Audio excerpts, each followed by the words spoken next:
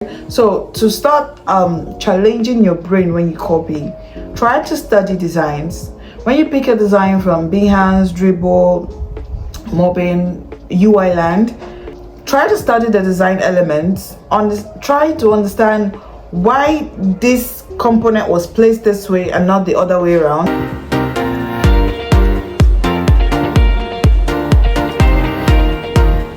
Hi everyone, it's Stacey Omar here, and I'm here to quickly share some of the things you can do to level up your design career in 2025. The first thing I'm here to talk about is the art of copying. Copying might sound cliche to you, but you have to learn to copy the right way, and copying the right way is not picking a design and replicating. Sure, replicating can help you, but that would take you longer, because now you're just replicating and you're not understanding why things are the way they are. If you want to level up as a designer, copying is not just to help you with your visual output. It's supposed to help you with your thinking, right? So to start challenging your brain when you copy, try to study designs. When you pick a design from Behance, Dribble, Mobbing, UI Land, try to study the design elements. Try to understand why this component was placed this way and not the other way around. Let's say a navigation component is at the top, and then you question, why not at the bottom? And then you question, what if I placed it here? So copying designs in that mindset is going to help you develop a better critical thinking. Let me tell you, when companies are hiring, they're not hiring you because your visuals are so cool. They hire you because you know how to think through problems, and these are some of the small things that you want to apply that's going to help you level up, right? So copy with intention, study these designs, and in your copy try to improve it. Don't just replicate verbatim, try to do something better.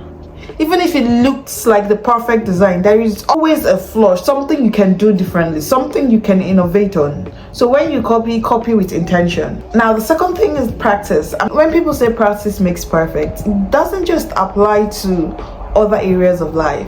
It applies so much to design that if you don't practice, even as a senior designer, you're going to stay stagnant for years. If you spend more time doing design, like doing anything at all in life, you're going to be so good at it that people will begin to come to you for tutorials. Looking for some tip or the other, when all you had to do was practice consistently. Spend 10 hours, 12 hours, practice like your life depends on it. When you probably get to certain levels, you can just take it down a notch, but you want to practice as much as possible. And in practicing, you can do the daily UI challenge to improve your visual UI skills, because you are not there yet as a designer if your solutions are so good, your critical thinking process is so cool, but the visuals are really hanging. When recruiters look at your portfolio, before they even look at the solution, the practice is going to help your visuals a lot, which is something that's going to help you get hired faster. When I talk about practice, these are some things you can do. Work on projects, be it simple, be it complex project. I always recommend complex because you want to push yourself outside your comfort zone. But work on projects, pick an idea. This is what you want to design. If it already exists, you look for something to improve in it, but you want to see it through from start to finish, right? Because practicing can get boring, overwhelming if you're not doing it intentionally, right? So practicing with intention requires you consistently working on ideas, consistently working on projects, consistently exploring. Again, Mobbing, UI Land, Behance, there are a lot of ideas that you can pick to practice on, right? So you want to burn that midnight candle. There is no shortcut, there is no simple way out. Now, the next thing I want to talk about is seeking feedback. Now, it might look like you you can just practice, you can just copy, you can just keep replicating what other people are doing, but the truth is that there are certain things that you would never know unless someone else told you, right? So while copying, practicing, and everything is good, you want to have some people you can reach out to give you honest, real feedback about your work. Now, being able to filter feedback is a skill, because sometimes feedback gets overwhelming, gets tiring. Actually, everybody, feedback is just people sharing their ideas based on their experience, right? But the right feedback can be a game changer for you. So you want to learn how to filter feedback, take what you need and you drop what you don't, because at the end of the day, they're people's ideas.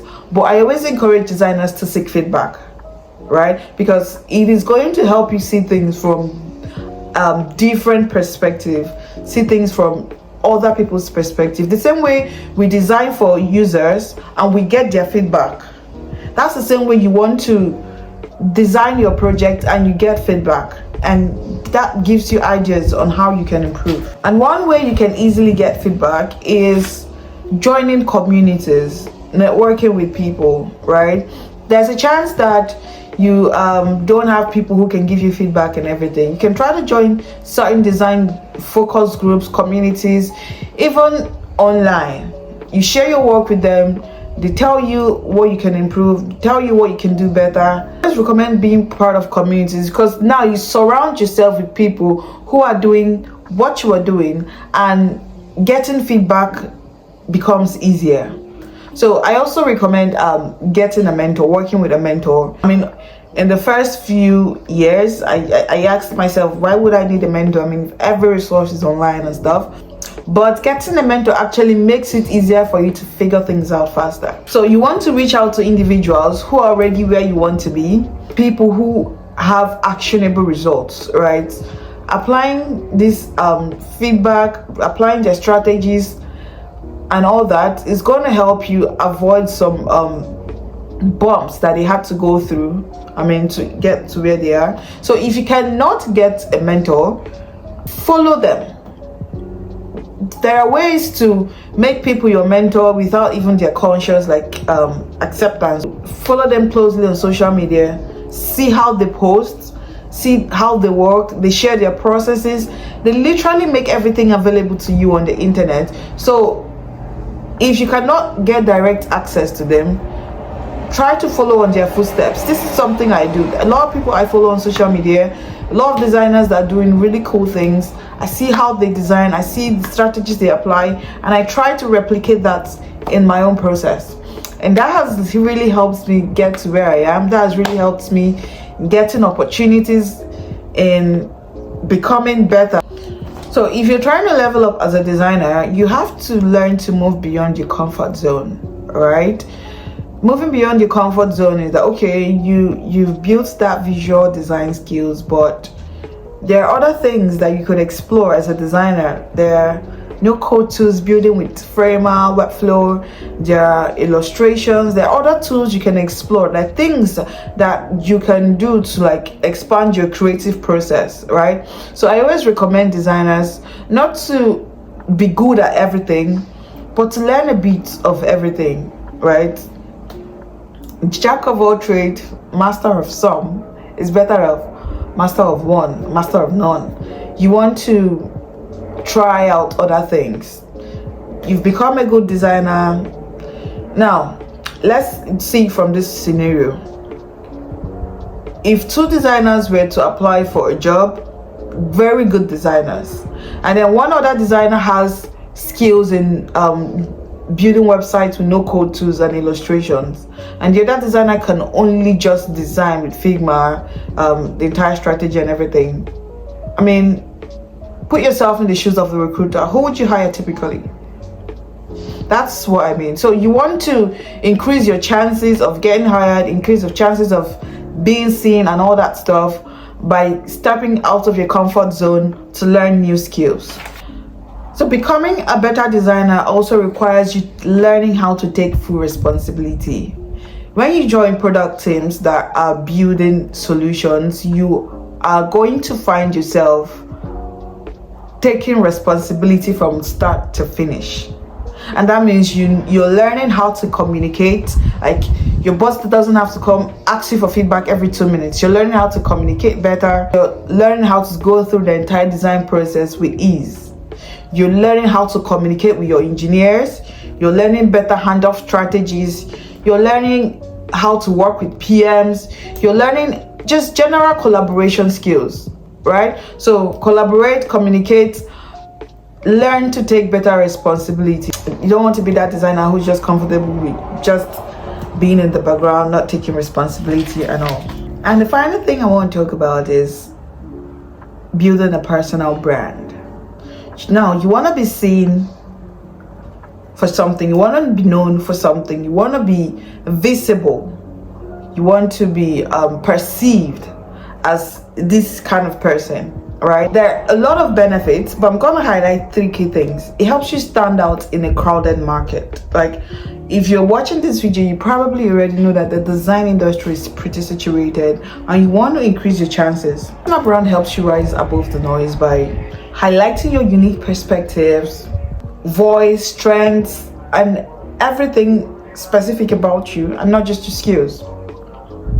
Helps you attract better opportunities. When people know you, what you can stand for, the kind of work you do, the kind of output you put out, you naturally attract clients, projects, employers that align with your skills, your strengths, your values, and its likes. Personal brand gives you long-time career leverage. Like a job title or a role, it's an asset that stays with you across roles, across platforms and industry. Mostly also opens doors to speaking gigs. Like, opportunities just come looking for you. There are so many benefits. Probably would make another video on personal brand. And that would be all for this video. Thank you very much for being here up to this moment, and I'll see you in the next video. Please do not forget to like, subscribe, share. I am all about giving you value, and I promise you're going to see more of that actually in the coming videos. Thank you very much. Bye.